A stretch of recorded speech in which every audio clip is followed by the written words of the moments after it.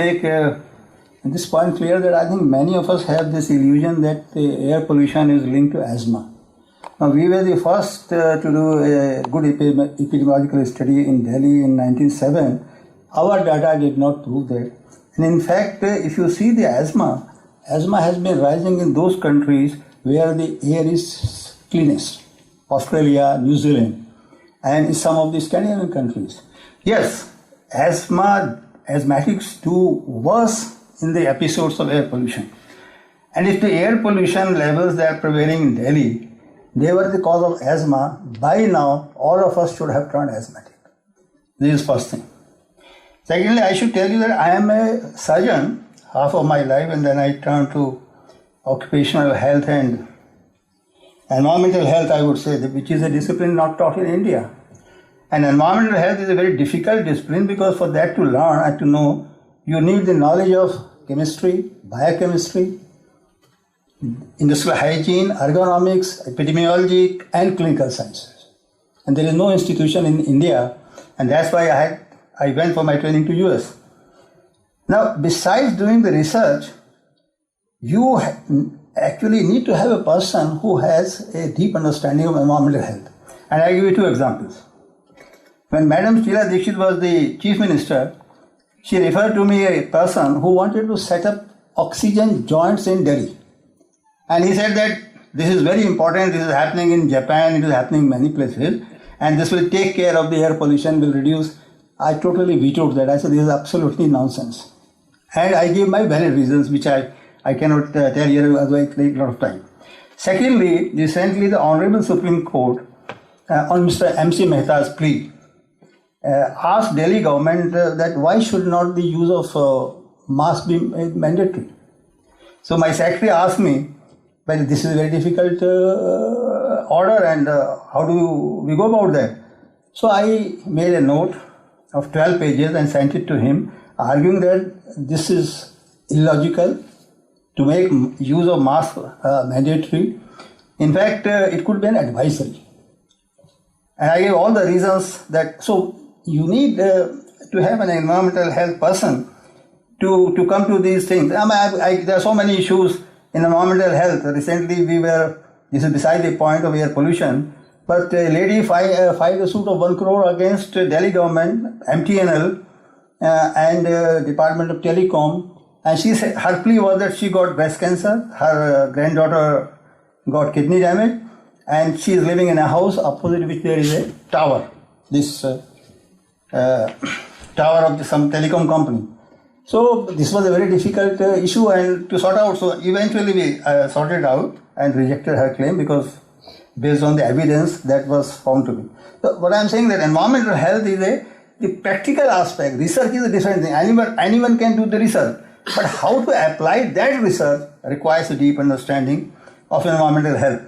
So I would skip many of my slides, and Gupta ji told me I'll just focus on the studies that have been done in India on environmental health. In fact, no long-term study has yet been done in India. This is the first thing. All the studies that have been done are so-called cross-sectional, which have examined the situation at one point of time. That doesn't tell you much. You need actually long-term, time series studies or a very good epidemiological study. I don't know why these have not been done. So, you know about the beef history, I'll just skip all that thing. But this is, I tell you, Kirk Smith you are all familiar with. I was talking to Kirk Smith, has been a friend for a long time. I said, how do we solve the problem of air pollution in Delhi? He said, you can't solve the problem of air pollution in Delhi. You have to have a basin approach. I think some of you might understand it better. What do you mean by basin approach?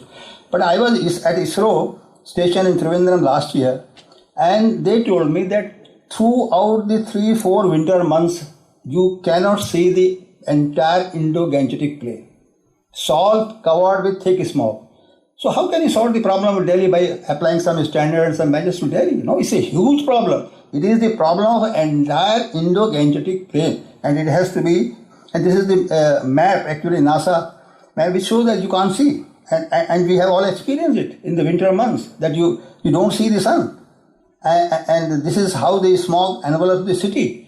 And it is not the creation of Delhi, it is so many other factors. So I think what Kirk Smith says that you have to have a basin approach for the entire Indo-Gangetic plain. These local measures are quick fix, they are not going to work. This is my observation, I am not an expert. So this is what OECD is projecting. Now I just, recently there was a study that so many people are going to die all the time. They use the word premature death. They never say so many people are going to die of, but they say premature. What do you mean by premature death? What is the cutoff point taken in these premature death assumptions that till up to what time we are going to live? Anyone has an idea? Every day. No, this is the most confusing thing. All these studies which are claiming that so many people are going to die premature. Premature death is like you are standing on a cliff and I give you a gentle push and you go down. So healthy people are not going to die prematurely. It is the unhealthy people who are. The cutoff point in all these studies is 70 years. And that is 70 years is factored into the calculation, be it Scandinavia, be it North America, be it India. So you can yourself make an idea about all these projections. And now this is the OECD which say that by 2050 we will have the largest number of people dying due to air pollution. All this, malaria, everything that you take into consideration will be air pollution will be the biggest premature death. Not death, but premature death. Anyhow, so environment has a great influence on health, there is no doubt. In fact, when I was a student, we were told that you get sick because it is in your genes. And 40 years down the lane, we have come to know that it is not the genes per se which make you sick, it is the environment. And the Ministry of Health had recently organized a very good symposium on toxicogenomics, and so I was invited to speak there. What is the gene-environment interaction, which is now the most intensively researched subject? To put it in the layman's term, if you are carrying a genes for a particular illness, it is like you are having a loaded gun. But that loaded gun will not fire till you pull the trigger. The environment acts that trigger. So even when you are carrying the genes for a particular disease, you will not get the disease, say cancer or diabetes or heart disease, unless there is a facilitating environment. And what is that facilitating? That is exposure. So what Mr. Dara said about the dose and exposure are the most difficult concepts in the entire environmental health. If you have understood the dose and if you have actually mastered how much dose has gone inside, you have become the greatest expert in the world on environmental health. This is the most. All these studies that have been done, they have not factored into their studies the exposure part. Environmental health is not about health. I think this is a misconception about in the even doctor's mind that environmental health is something about health. No, environmental health is not at all about the health. It is all about the exposure and dose. If your exposure assessment, if your dose estimation is not accurate, the entire health part falls apart. So that is, I think, where there is a great weakness, and this is the biggest challenge to environmental health. How do you actually make a correct exposure assessment? So when I was in Lyon in France, invited for one of the expert committee meeting, and I didn't know it honestly myself, I was told that today the biggest killer is lung cancer. In the early part of the 20th century, this was an unknown cancer. In 100 years, a cancer which was unknown cancer has become the biggest killer. Why? You and me have not changed. We carry the same genes that our ancestors, forefathers carried 100 years back. What has changed? It is the environment that has changed. So 90% or 95% of that cancer is due to smoking, and about 3 to 5% could be due to air pollution. So that's what I just thought. Now I'll just come to this particle toxicology is a bit complicated. I'll skip that. But this is a slide which shows. First of all, this slide actually proves that the nomenclature which is being adopted by the CPCB is wrong. CPCB data says that particles with 10 micron size are respirable. We don't agree with that. And no environmental science agree with that. The particles which are greater than 2.5 micron in size, less than 10 micron, they are described as inhalable. The particles which are less than 2.5 micron are only the one which are known as respirable. So I think the CPCB nomenclature has to change. Anyhow, so I'll just... then again, the deposition of particles is a big issue, and particle toxicology is a field in itself. I'll skip that. But I just come to quickly to the Indian research. Now, as I told you, this was the first study that we did, epidemiological study, and it was a fairly large sample of more than 1,000 people. And what we did it both in the rural and urban setting. Now, the issue was how to assess exposure. So we used a very novel technique as a surrogate. I mean, all the your advisories tell you when there are episodes of air pollution, you should go inside, because inside there is less pollution. So we thought that a surrogate, if you question people, how much time they spend outside. And we took, this is a very crude method, I tell you, but this is the advantage of epidemiological studies, that there is a large sample size, this gets neutralized. So you see the Delhiites who were urban, they had a lifetime exposure of 45,000 hours compared to the rural who had almost 1/3. And so we trained the interview, they put 3 questions. The first question was the symptoms in vehicular pollution. So if you see the urbanites, the rural population, that when you go to the pollution, surprisingly they had more. They had more impact than the urbanites. But otherwise, on the day, in last 1 year and on the day, the symptoms were more. We had collected a very methodical symptoms and we took the aggregate. So in other words, my biostatistician, he came to me, there's something wrong with me. I said, why? He said, when the symptoms are more in last year and on the day in the urbanites, why? How come it happen? It can happen that when they go to the pollution, the rural people have more symptoms. I said, my dear, you have hit a jackpot. This is what we call in our discipline the tolerance. And this has been shown by John Balmes, who is one of the ace researchers in air pollution in Los Angeles when he was studying ozone. That you develop, when you are constantly exposed to air pollution, you develop tolerance. The tolerance does not mean that harm is not occurring underneath. The harm may still be occurring. But the common example of tolerance, when you go to a very stinging place, within minutes you don't feel the sting because you have developed tolerance. That doesn't mean the harm will not occur. So that was one thing. Now this was the asthmatics, as I said that we found no evidence of pollution in Delhi causing asthma, but we did find a greatly increased response by asthmatics too. And you can see the respiratory infection, highly significant. The cough, everything, the asthmatics, they fare extremely badly in the episodes of air pollution. There is no doubt about that. So that's why some of our chest physicians, they are recommending that people should use actually mask. Now the mask will, first of all, for an asthmatic to wear mask is not easy because it increases actually load. And secondly, a mask cannot, why I oppose the mask, I just give the reasons. I said, first of all, the masks are not designed for females. Masks are not designed for children. Masks cannot be worn by those who have beard.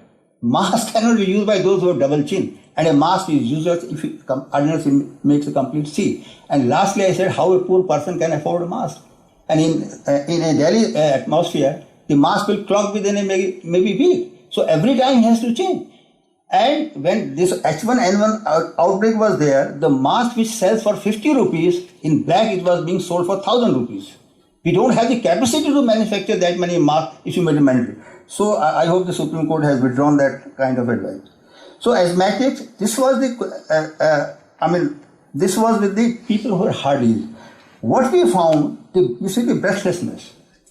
the breathlessness felt by those who were already having heart disease was tremendously more. And it's because when in pollution, the carbon monoxide level goes up. And the myocardium is one which is extremely susceptible to the oxygen deficiency. So that's was the reason why these people, those who were having heart disease, they experience a much more breathlessness and of course other things. Now, we also had the good number of children, and what we found, and we actually questioned the teachers, that there was significant difference in mean exposure to pollution in relation to the performance in sports. That means who had higher pollution exposure, they fared badly in sports. And also we found that there was a result exhibited in attendance in school. Those who were having high exposures to pollution were also absent more frequently. So I think that way the impact of pollution is very well brought out. This was a study done by Dr. J.N. Pandey at the Allen Institute of Medical Sciences. I think this was a EU-funded study. But unfortunately, the limitation of this study was, and he found that Dr. Pandey himself, I talked to him, we actually together published a paper also, that in his experience, which is true actually, DSTU. This was the largest number of deaths they occur in air pollution are due to heart attacks. And I think that is proven by all the data anyway. The limitation of this study was that those at that time, and then Dr. Sengupta can bear it out, there was no measurement of PM10 or even PM2.5. It was only SPM was being measured. So that was the limit. Now, I have summarized, these are some of the other studies which have been done, and they have come to different conclusions. In a study by Siddiqui, they found that this attention deficit hyperactivity disorder is more in children who are spending more time in pollution, and also that there is an increase in mortality.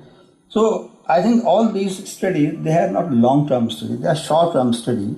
And of some recent investigations, they are also linking that these Alzheimer's and Parkinson's, they could be linked to the air pollution. Now, I just go back to this slide, and this just to highlight a very important point which some of you may not be knowing. That when, I'm finished. When you inhale, some of the heavy metals which are present in the pollution, they can directly be transferred from your nasal mucosa to your brain. This is proven. Because there is a very thin, I have seen many cases of head injury when I was a surgeon, the slight perforation of the nose, you get the cerebrospinal fluid of the brain coming out. So here, there is a very thin dividing line between the nasal mucosa and brain. And it has been proven that stuff like manganese, if they are transferred, they will eventually lead to Parkinson. So, this is the research which has been done. And this was the air quality. Dr. Mukesh Sharma has already told, we are part of it. So these are some of the research needs which US EPA actually has spelled out. And I think that these are very relevant to our situation. And I think any further research people want to attempt should be based on these kind of criteria. One of the things that we have failed to understand, why people behave differently to the same situation. Why there is so much of human variability that in the worst episode I remain alright, but people become very sick. That is something which is being also investigated. So I would just like to conclude that when you come to India as a whole, there is still dearth of data of the health outcomes associated. I'm talking about health outcomes. I'm not talking of effects. Don't confuse effect with outcome. Outcome is like cancer or heart disease. Effect is you just get some watering from your eyes or some sneezing. That I'm not talking of effect. I'm talking of the outcome. Again, many researchers confuse between the effects and the outcome. And PM10 and PM2 estimation remains a challenge, excepting few cities. They have been already mentioned. And then exposure assessment is the real issue, as I've already said. And we find that the levels of oxygen, nitrogen dioxide are rising, and this could be very bad for those who are having already respiratory disease or asthma. And I think we must plan epidemiological studies which are very cheap, and if done by good people, they could deliver and give fantastic results. We don't need to do very sophisticated research.